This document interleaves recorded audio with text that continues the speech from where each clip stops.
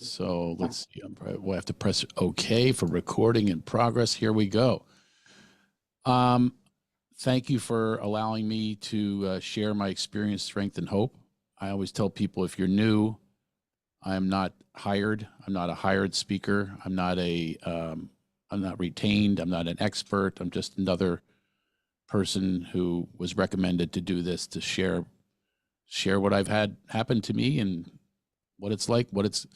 It's just an incredible journey that I'm about to share with you of being in Alcoholics Anonymous for now 36 years of continuous sobriety. When I was new, I actually didn't even understand how people could be sober that long consecutively. I would question them. I didn't understand. I couldn't even comprehend it. So if you're new, just take it in, and don't have to have answers today. Nothing needs to be solved. I talked to someone last night. It turned into something that another extraordinary event happened for me that happens often with Alcoholics Anonymous and being a member of the program. I was talking to someone who I reached out to, actually, honestly, which is what this is about, rigorous honesty. I was checking her out for a date. I met her a year ago, and very briefly, and I met her through a friend who is part of a group of people that are not wanting to drink but will not go to a 12-step program. And so obviously I'm going to have opinions on that, but I thought, oh, it's a good start. Let's check a year later and see where she is. She's maybe wants to go on a date, and she was right out of the gate, I will not be dating anyone right now. And then she started to reveal that she had been drinking that day. I was okay. And then God started speaking to me and said, you know what? This just turned right into a 12-step call. This went from one selfish agenda, and this is now going to be, you're going to share your experience, strength, and hope with this woman who's, I believe, divinely put in my place, in front of me. This happens a lot, actually. And I kind of have to be present enough to get that and make that shift into a divine shift. 7 out of 12 steps deal with higher power, by the way, God, whatever you deem it to be. It's not a religion. As a matter of fact, that's what she said. She tried AA. She said she tried it. And I said something to the effect of, what does trying mean? I mean, and is that, if you walk into a kitchen, are you a chef? You have to commit to a program of recovery. And I was trying to say this in a suggestive way and not in a way that was beating her up, because she kept justifying that she drank that day, and she started to get into the grief stories and all that stuff. And they were all stories, and we all recognize it. It's someone who's in pain and grief and doesn't know how to deal with her pain.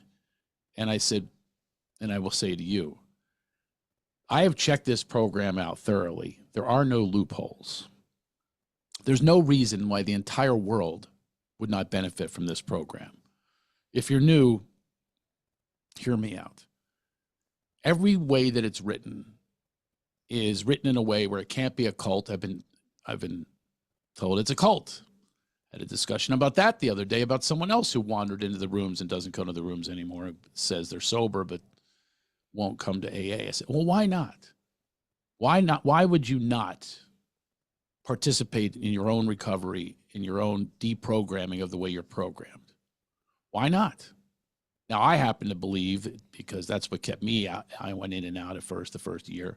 It was all my ego. I don't want people telling me what to do. I said, well, there is no one telling you what to do. And she mentioned, well, they got old Jesus on me. I said, well, there's no Jesus in it either. It's whatever you deem your higher power to be. Thank God for that. And no matter what she would say to me, I had an answer, because I've lived the answers. It's not like it's an opinion of mine. I've lived it. It's my experience that if you show up here and you do what's in front of you, you stay sober. But the point is also, you're happy, joyous, and free. That's one of the promises. Another promise is intuitively know how to handle such situations which used to baffle you. Yeah, it baffled me how to live a life without alcohol, how to live a life without lying, cheating, stealing. All of that was baffling to me. And here it is. Here's a program We are but trusted servants. We do not govern. There are no leaders. There are no dues or fees. All of this is written in there. So therefore, cults have leaders. Cults are recruiting. This is attraction rather than promotion. And hopefully, if you're new, if you're thinking about drinking, that what I say to you would be attractive to you. What I say to you is just comes out of me. I have no prepared speech. I don't really have a canned pitch. It's just where I am today. That's what happened yesterday. That's what happened the day before, also with the person I was discussing, whether it's a cult or not. That came up because I actually just started a podcast called My Wife Joined a Cult. And I'm going through some difficult times. It's been a couple years divorce, but it's very, very difficult because we had something that was based in divine love and God. We actually met in a spiritual center, church, whatever you want to call it. And once that started happening, and this is what I say this for sobriety is, once I start to go in a direction where I think that I'm in charge, I go meeting thin, sponsor thin, sponsoring, not being of service, not praying, not meditating, not going to meetings. All of those things are what I need to do. I need to feed myself. Spiritual, I have to work a program to deprogram. If I don't, I have the issues that come up. I don't know if Mark's here or not, but Mark, my buddy Mark, who actually I think had he's the one that suggested that I speak here. I had one time where I was very meeting thin and very righteous, and I was dealing with another ex-wife actually many years ago. And I snapped out. I snapped out at my family because I had had enough of what was going on. I was dealing with courts and accusations and things like that, things I was powerless over that I thought I did have power. If you want to know that you don't have power, at least in my experience, go against a lawyer. You want to see how much power you don't have? Because they have all of the knowledge, all of the skill set that it takes to win their kind of fight. The fight that I'm in my life is one that only spirit, only God can lift me out of it. This malady called alcoholism, only God. It's not my power that will ever lift me out of anything. So I started to believe that I could come back at these lawyers, and I got another message where I'm on a family walk, and I flipped out. We had one child was in a carriage. That's how long ago it was, and I lost it. And I said, I'm going to go drink. And I snapped out. Now, I didn't go drink. I used that threat because I wanted attention. I was tired. I was exhausted. I wanted some support. I wanted people to hear me and understand me and have empathy for me of what I was going through. I wanted them to feel sorry for me and pity me. So I was so demoralized that I actually just left and stormed out. And I didn't drink. I went to the golf course where I belong, and I just smoked cigarettes and felt sorry for myself. But the one thing that's beautiful about AA is my wife at the time, the one who's now, we're divorced, but at the time, very loving and supportive. She didn't understand AA. She had never been to a meeting or anything, but she did know that we have fellowship. And it was a really significant time in my life where a guy that's not been supported, literally my dad left when I was born, never sent a dime of child support, put myself through college, everything else. It was always myself. I just had to do these things. And I started drinking at a very early age, at 12, 13 years old, full on drunk. And I didn't have a support system.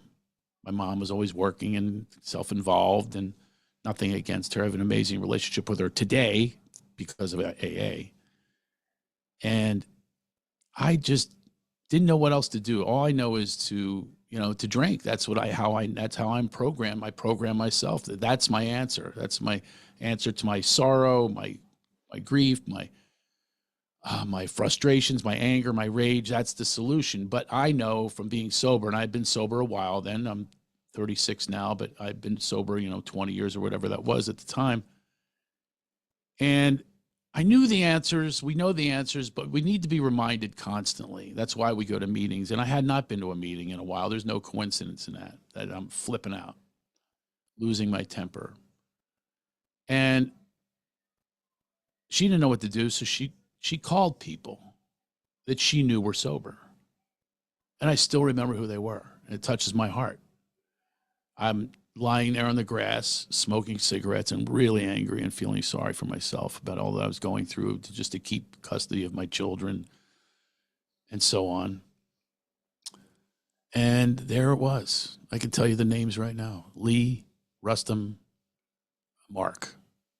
Those are a few, Jerry. Those are a few of the names that came across my screen. Now, I will tell you, I ignored them. I pressed voicemail, go to voicemail. But let me tell you something, that my heart to this day, I don't know if you can feel it, my heart to this day is absolutely overwhelmed with people, this fellowship, we're in support of one another, and that's what that told me. And I probably called a couple of them back. I don't know. I might have been, whatever it was. They were just saying, we're here for you, man. No judgment. We're here for you. We love you. And to me, God is love. And that's what I saw God that day. And I came back to my family. I apologize. I learned how to make amends. And you'll hear a lot about that in my story. And God then guided me, not my head, not my misplaced rage, not my resentments, because the resentments are a killer. If you don't deal with those, you're going to drink. That's what I've seen through countless people. They just want this to have their story be told over and over again and believe their resentments and collude with them. I've seen it time and time again. And they drink and they die. A lot of them die. I've seen the deaths. The people that aren't getting it. It's easy and it's not easy because the answers are, every single answer is there.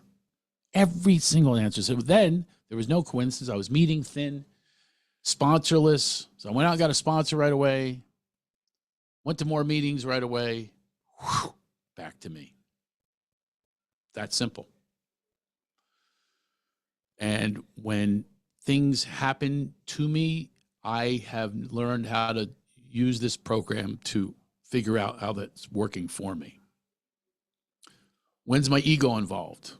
I got a call from someone. I have several different methods of my spiritual conditioning, churches and spiritual centers. And I go to this mindfulness sangha on Sundays. It's online. And that person who leads that, I came in there firing it up, wanting attention, all that kind of stuff. And one day he calls me. He used to call me all the time. I said, wow, the leader is like calling me. And my ego was boosted even with that. And I knew instinctually, my intuitions are very high ever since being sober.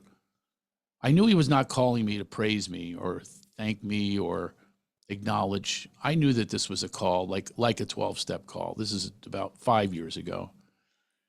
And he goes, what's with your ego? I was like, what are you talking about? Now, part of me, the unrecovered part of me wants to fight him back because this guy actually does have a giant ego. He's a huge success and everything else. And I want to say, what about yours is what I wanted to say, but I didn't say. I learned how to operate in a different conditioning, and that is spiritus is a Latin word for breath. I hope that helps you. It helps me. I take that breath, that pause, that sacred pause. They talk about it in the big book. I take that moment and I allow God to speak through me. And it's like this. It's like the St. Francis prayer. It's all contrary action that happens as a result of just praying, meditating, pausing, allowing for that spiritus, that breath to take over, that loving breath. And I allowed that to happen with this guy. And he was fired up. He was coming at me. And I'm a Philly guy. I want to come back at him. Oh, I want to lay into him. So I'll show you, Mr. Leader. I'm a leader too. I'm an alpha dog too. I'm going to show you. And I thought it, but I didn't do it. And I'm so happy I didn't. And I came up with my own acronym on ego is evading growth opportunity. If I don't have my ego in check and do all that the program teaches me,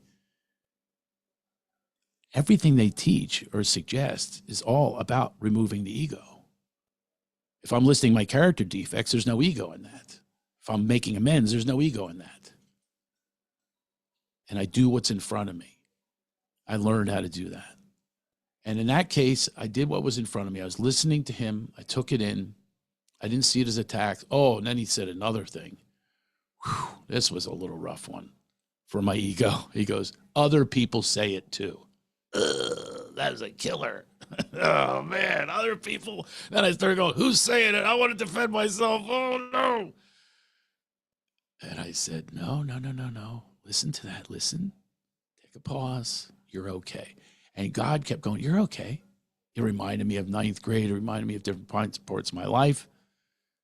Ninth grade was probably the worst. That was the worst time of my life when I was drinking already. And then I didn't have a dad. I got this father figure, and he kidnapped me. He was a serial pedophile. He kidnapped me to this ghetto hotel in Washington, D.C. It was awful. And I came back, and I was not supported or loved by my mom. And I told her she has never mentioned this ever again. And I drank like crazy. I tried suicide, had a noose around my neck with neckties. I put them over the closet and tied them to the knob. And I really just wanted attention. It was sort of the same thing as when I said that I would, can you guys shut the door? My beautiful children are here with our new rescue dog. Talk about love. Oh, boy, is that amazing to feel that. Thank you. Yeah, I was dangling there and choking, and I just had enough of life. I was done. There wasn't enough alcohol, wasn't enough drugs that could knock me. I was 13 years old. I still hadn't even hit puberty. I was a boy. And my mother walks in. This is kind of like, I also do a lot of alchemy with laughter. I do laugh a lot.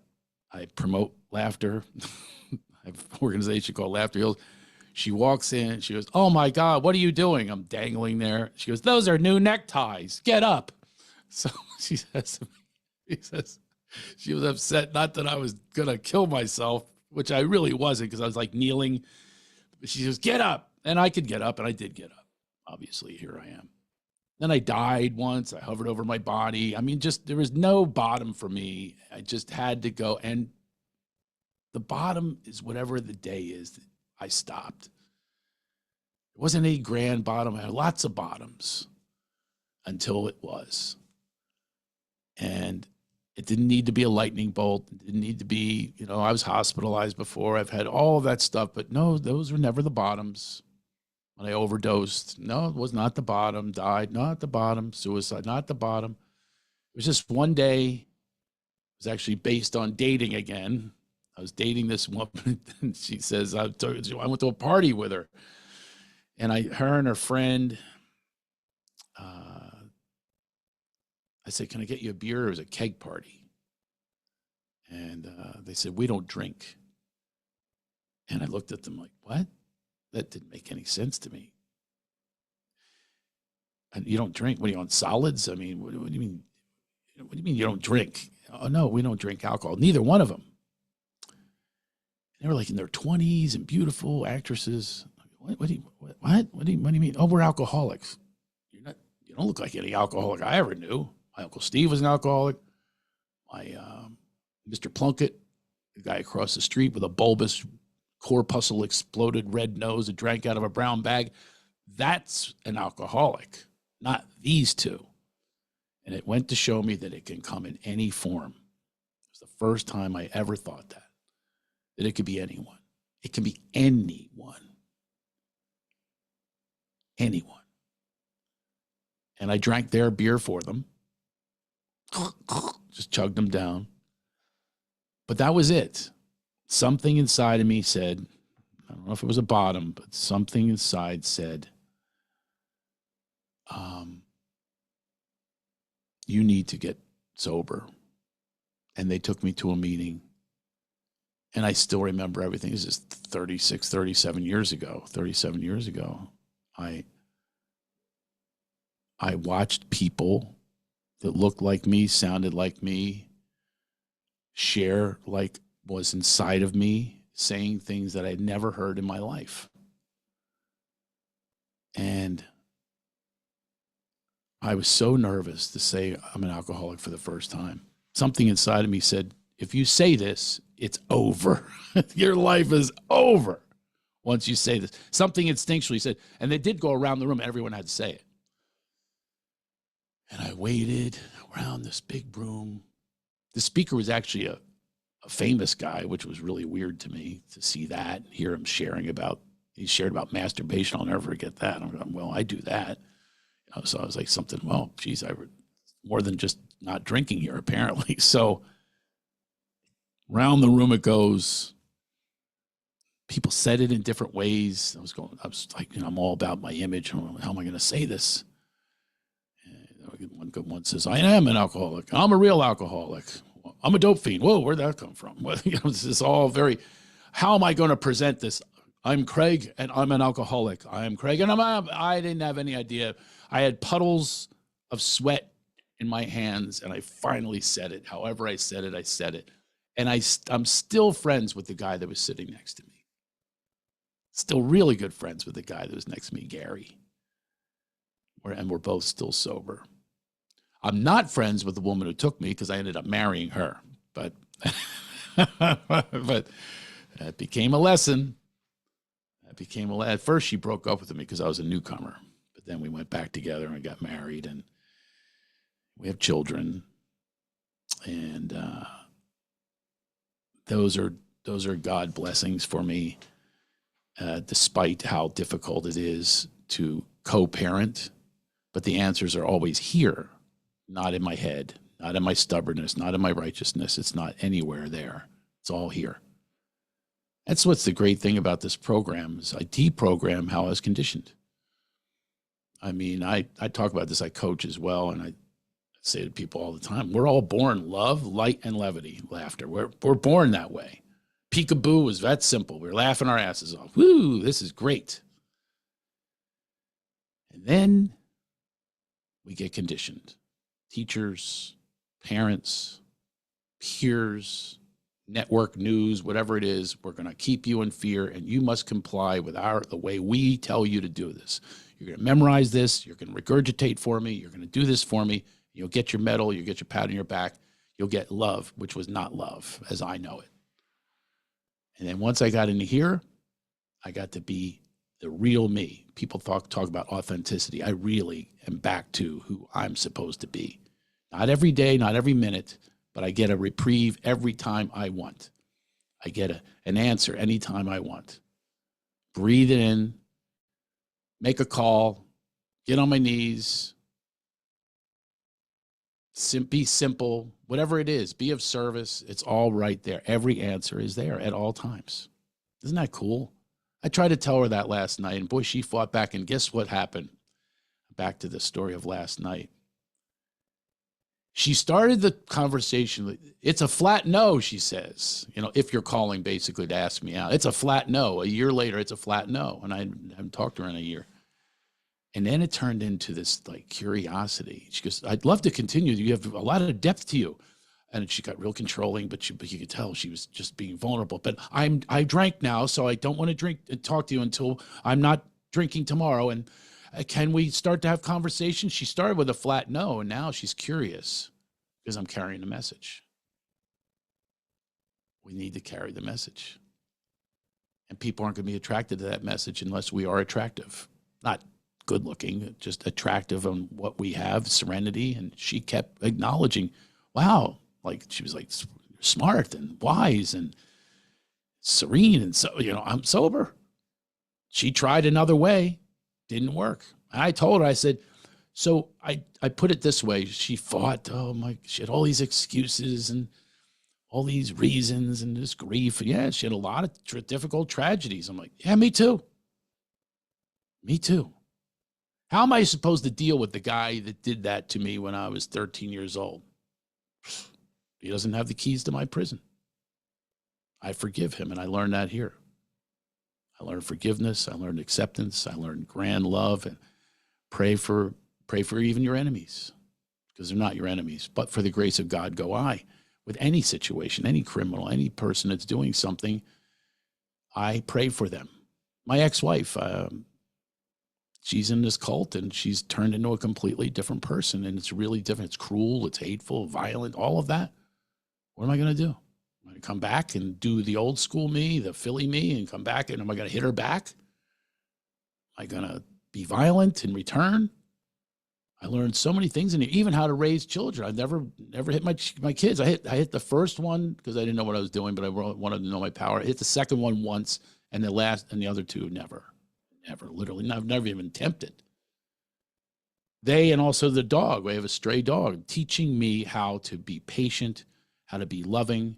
We have a rescue dog that's, wants to kill, part pit bull. And I learned naturally with flow, if I'm working this program, how to be, I am being the person I'm supposed to be. And that's gentle, kind, serene. We have serenity that we get in here. And the dog's changed. I was talking about this morning with somebody I met on a dog walk. Had a similar situation. Our dog just lunges, but not as much anymore. So I just have this loving relationship with a rescue dog that was going to be killed the next week, and she leapt into our arms, and she's been with us ever since, me and the children. And it's just amazing to have that reflection. That's sobriety. I'm not here to tell a newcomer, hey, you're going to have a dog that loves you. I'm not here to tell you that. I'm here to let you know that my experiences, I don't have opinions. My experiences are what I'm sharing with you today.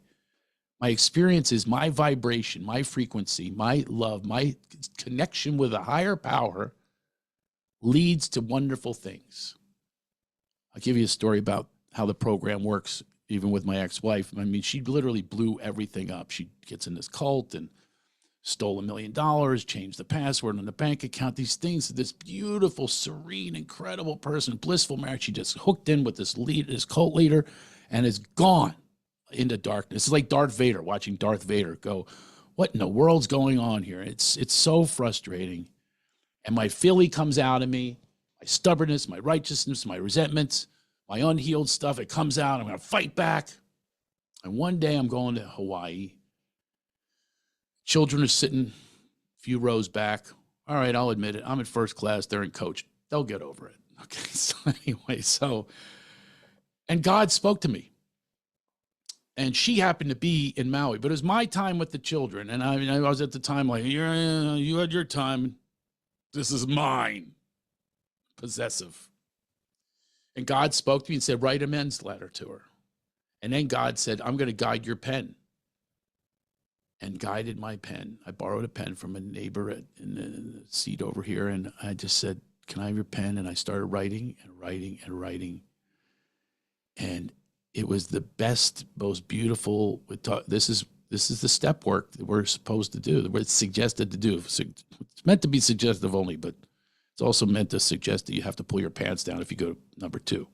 It's like a big, strong suggestion. It's very, very clear that you should probably do that. So I should probably do this. I should probably make these amends, because we're now in fight mode and, arguing over this and this. And that's not what's going on here. It was a complete mea culpa, a complete accountability. That's what God told me to do. No matter what she's done, and it's plenty. I could do, you did this, and I did this because of this. There was no becauses. That's actually what she does. I always say it's like the Wizard of Oz, because of the awful things he does. No, I had none of that. Zero. It was just me in touch with this higher source that keeps me sober. It keeps me alive and well and happy and joyous and free. That's what does it. Not being right. And I have plenty to be right about. Not in this letter. 22 pages came out of me, single space, handwritten. My own little bad doctor handwriting. So I texted her. I felt so clean. It's about cleaning up, folks. It's not just about cleaning the alcohol out of your system. This is about cleaning up all of these maladies that exist in me. So I texted her. She happens to be at her sister's 40 minutes away in Maui, happened to be in the same area. And we're in this beautiful hotel, this resort. And I'm going to hang out with the kids here. We're going to be in this resort. I'm going to show them the best time because I'm the best dad. But no, I needed to clean up to be present for them because I had anger. This is the only way to do is keep side. Big Book talks about you keep your. I keep my side of the street clean, and I cleaned it. Not a word, a hint of blame. not a hint of victimhood. God will not stand for that. God gave me courage, a courage that's just only from this source. It's not from me in my head. I'm a fearful guy, panic guy. That's how I lived. So I said, there'll be a letter waiting for you at the front desk. If you're into it, we'll be at the pool. If you're not, peace be with you, whatever I said. I texted it to her. So she showed up, and we go to the pool, and she texted me. She goes, I'm halfway through the first page. I'm already crying. She read the 22 pages, took her an hour, and we got together, and we had an extraordinary time in Maui all together. I have a 10-year-old and a 14-year-old, but at the time, this is a couple of years ago, they were younger than that, obviously. We had just the time of our lives, resentment-free. The meek shall inherit the earth, and the meek is resentment-free. I got meek, not powerful with my own ego and my own power, trying to get over and get by and command and demand. No, I just allowed this. And the reflection is the children, especially our son, it was the greatest time of his life. He got to see a dad who he's never seen take a drink, but he got to see dad and how sobriety works and how conscious contact with higher power works. That's what he got to witness, and he was very expressive. He's not that expressive, very serene, very old soul kid. And I watched him just completely become vulnerable and happy, and we played charades. We went to restaurants together. We hung out with her sister, my ex-wife's sister. And that's what we gave them that gift. So I know in my experience, strength, and hope that there's always hope if there's a conscious contact with God, if I'm working the program, if I'm making these amends, if I'm listing my own character defects, if I'm doing these things, that's the result. That's just one story of many that I get to on a fact-finding mission. I came in here cynical. There's no way this works. This is not for me. It's not for me. These people, I don't relate to them. Nope, not for me. Well, this told me it's for me. Another example, I'm watching this whole event took place. It was over days. No fighting, no nothing, except for glory and happiness and freedom, frisbee and snorkeling and all this stuff. Is a beautiful time. Now, did it stay that way? Of course it didn't. But I'm powerless over it not staying that way. That's the issue too. I would go up to her and flash peace signs, and she would run and freak out and call police. I'm trying to force my will upon her, even if it's peace. And that's something that's not good.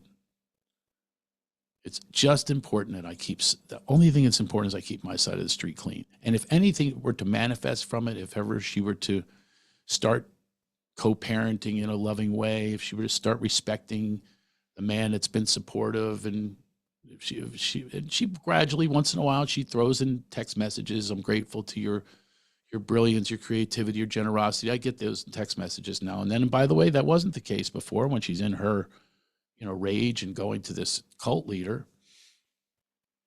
And then she's doing another thing now, and I'm powerless. I mean, I'll say something, and sometimes I'm cynical when I say it. That's when I'm not checking in. That's when I'm not going through it with a sponsor. I'm not checking it with these. I pressed enter so many times without that pause.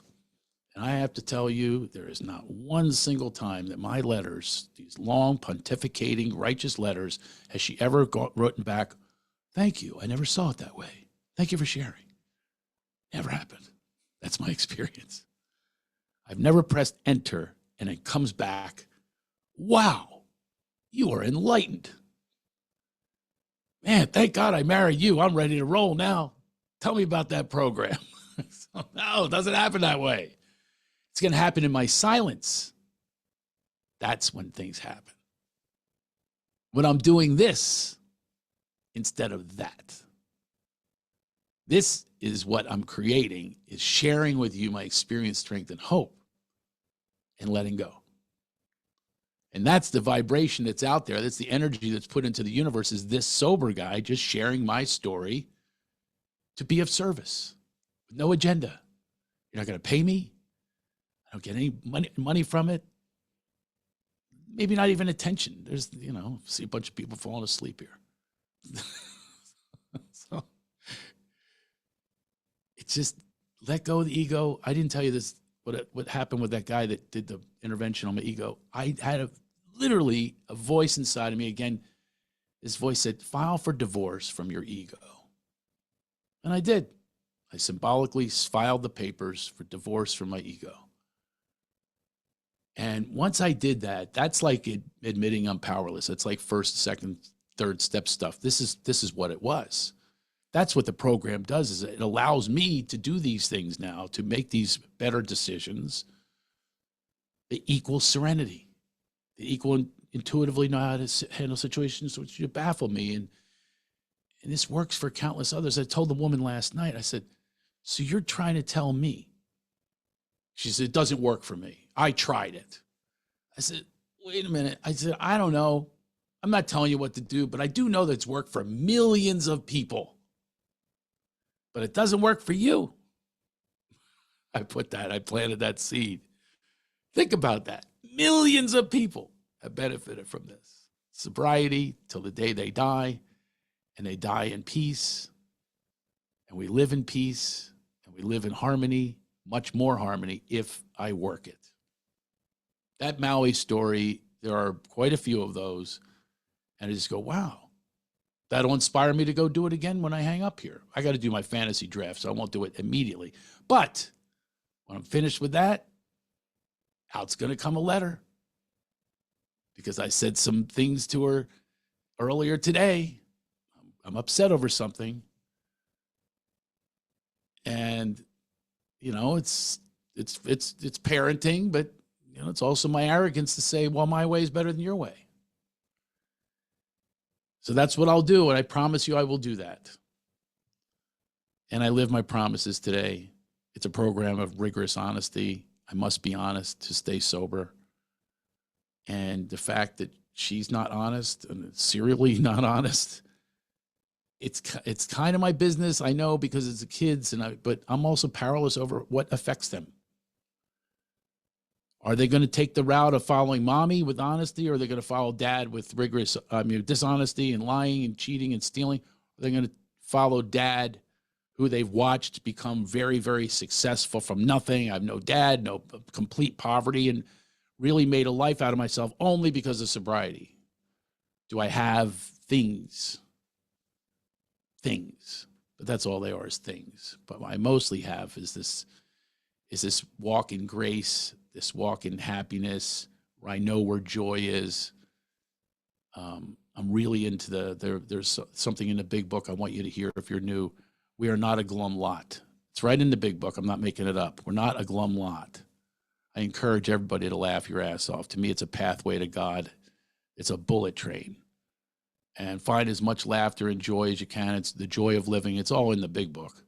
It's in all of the holy books, by the way. There's always something, a merry heart that was good, merry heart that was good, and all. It's countless how many times it's affirmed for me. But we tend to take these ego routes of division, and my way is the best way, and my leaders are the best leaders. That's what's so wonderful about this program. We are but trusted servants. We do not govern. There are no leaders.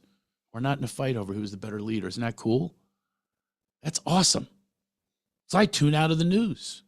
Something my God told me to do. Don't need their news. My news is right here. Presence, mindfulness, consciousness, love, God. That's my news. And God's the only answer. 7 out of 12 steps say it. That's it. There you go. It must be the most important thing to get. So my suggestion is, if you're new or if you're not, either way, get a God of your understanding. Get something that works. It didn't work for her. She says too much Jesus talk, which I don't know where that came from, but I get it. People have a lot of post-traumatic stress over religions that we're brought up with. I get it. And I'm so happy that it says of.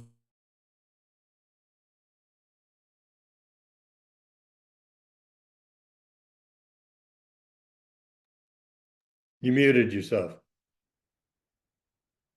Look at that. muted myself. Was that God that did that? Was that my time's up? I don't know. I don't see a timer, but I will share one thing.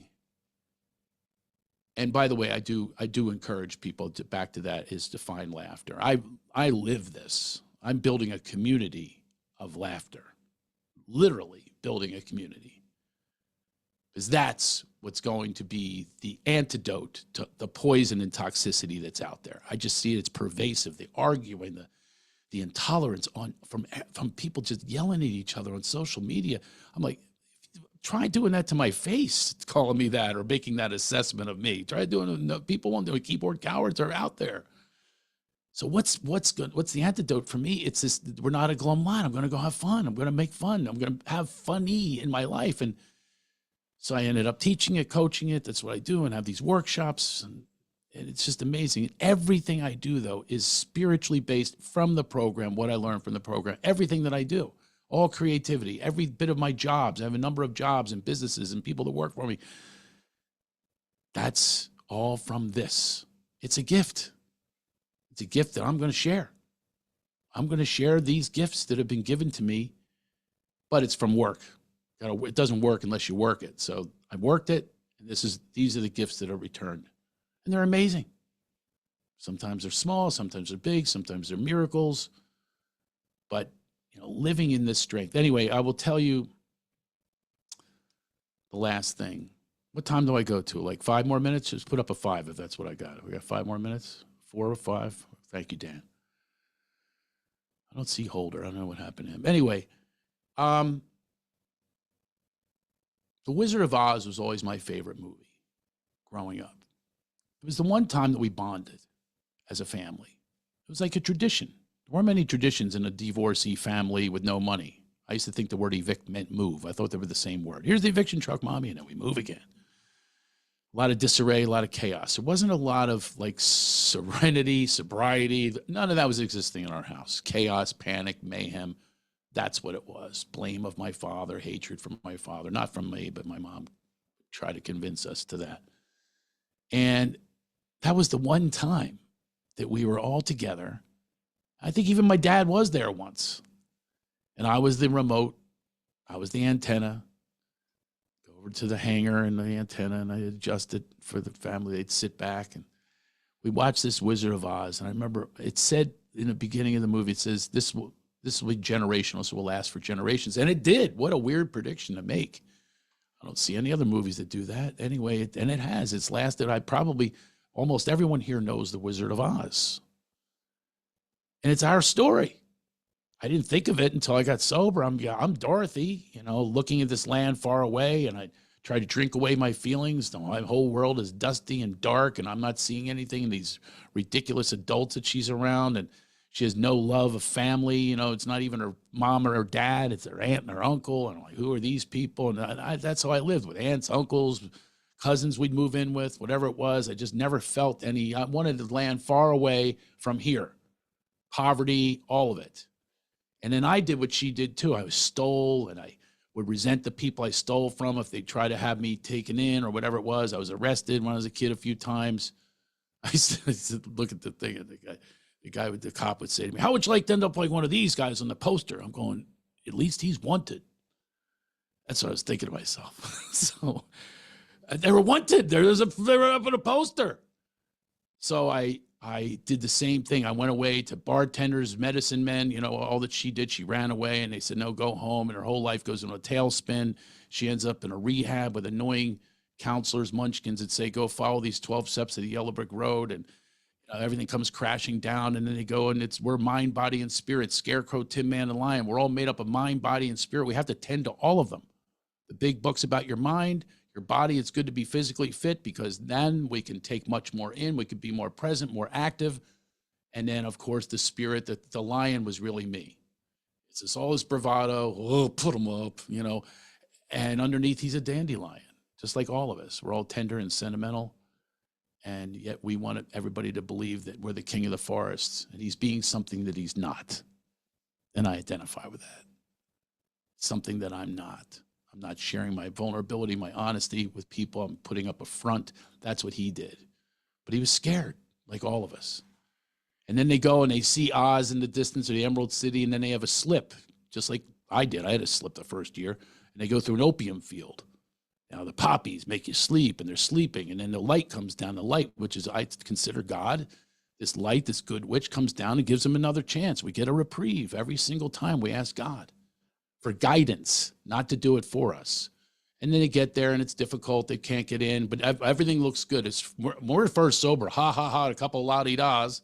That's how we last the day away in the merry old land of, we're all merry when we get here. Rose-colored glasses, this is all great. And then, oh no, not so easy, my friends. You must look at your demons. You must look at your history. You must look and make your own inventory and surrender. It says, surrender, Dorothy. You must bring us back a representation. Bring us back the broomstick of looking your fears, and that will represent it. You bring back that broomstick. Have some courage. And then together they do that, just like we do. Fellowship, we have fellowship. We have sponsors, we have sponsees. We do it together. We go to meetings together. We're gathered here together, just like they did. And they come together. And then they're picked apart. We can still get picked apart. I have to deal with ex-wives and all that kind of stuff. And people that are angry with me, mean to me, they don't like me, whatever it is. It's something happens with business. All that stuff still happens. Deaths, oh. They get picked apart. They took my arms and they threw them over there. They took my legs. Oh, I was so scared of those little monkeys. And then together, they come together with a plan like we have. We come together. We just follow the plan, be of service to one another, and then they're running away. And then I was so scared when I was a kid. She naturally comes from love, from God. She pours the water on her friend to put the fire out, and it all melts away. And they said, you killed her. I remember that moment when I was a kid. Oh my God, these Winkies are going to kill Dorothy. And then they said, all hail Dorothy. They were released from their prison because they were guided by fear. They were guided by a manipulator, but guided by a control freak, just like we are if we give in to them and not a higher source. We stay with AA, there are no leaders. Just go with the program. Go with what it says. Don't try to manipulate it. There's nobody manipulating here. It's wonderful. It's so glorious. And then they go back. They say, you didn't need a ticking clock to represent you had a heart. You had all these things all along. And then somebody says, I should have thought of that for her. You can't. We have to experience it ourselves. Even what you heard me say today, I hope it connected with someone, because it is true what they say. Home is where the heart is. It's within us. It's this great spirit that's within us. It's this highest potency power that exists. It's filled with love. It's filled with divine. It's got an ethereal sense to it. And it's so beautiful. We live happy, joyous, and free in the land of sobriety. And anyway, that's it. I think that's my time. Thank you.